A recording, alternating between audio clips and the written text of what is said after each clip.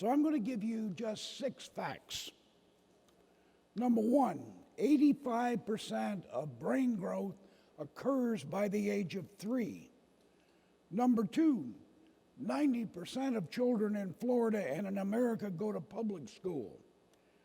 Number three, 30% of children start school way behind, and then most of those get further behind. Number four, if 100 children leave first grade not really knowing how to read, 88 of them are in basically the same shape after fourth grade. Number five, for all the progress we have made in Florida, I acknowledge, respect, and admire that progress. You ought to know as well that 39% of children at the end of fourth grade in Florida cannot read at minimally proficient levels. And then for fact 6, if you think it gets a bunch better, because teachers work hard and care, and they do, know this, that 46% of high school sophomores in the state of Florida cannot read at grade level. I want you to be alarmed. I give you one bonus fact. We also know that 3 out of every 4 17 to 24-year-olds in the United States of America cannot enter the American military. Cannot enter the American military because they have an academic problem, a substance abuse problem, a criminal justice problem, or a physical problem. And so while we are worried necessarily and rightly so about the Taliban and Al-Qaeda and ISIS, I am telling you that what I'm talking about today and what we are talking about today speaks directly to the national security of a country that you and I love so very much.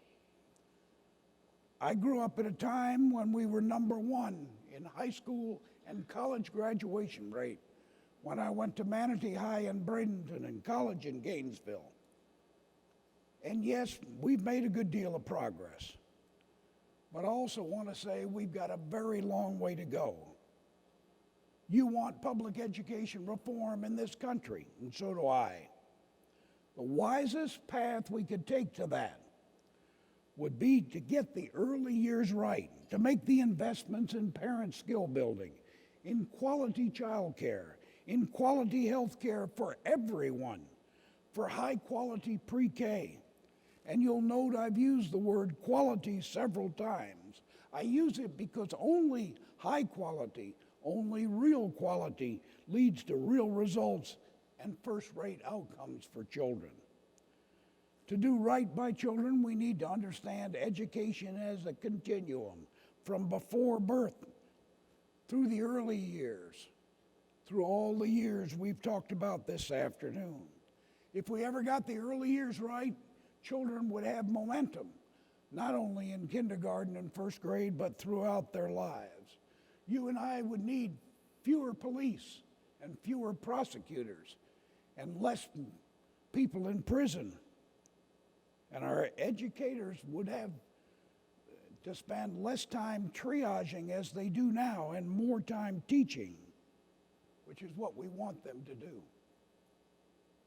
I'm proud of this chamber, the leadership of Mark Wilson, the leadership of Tony Carvajal, the leadership in forming this Early Learning Business Alliance. And I would hope that a number of you would join us in that. We need you to propel progress, to insist that we do right by everyone's child. The child born today in our state, and there will be more than 600 this very day, will grow up to become a great contributor to all the rest of us. Will grow up to own cars and homes and to share skills that will grow businesses, to pay a fair share of society's burdens. Or that child will grow up to do damage to oneself or others.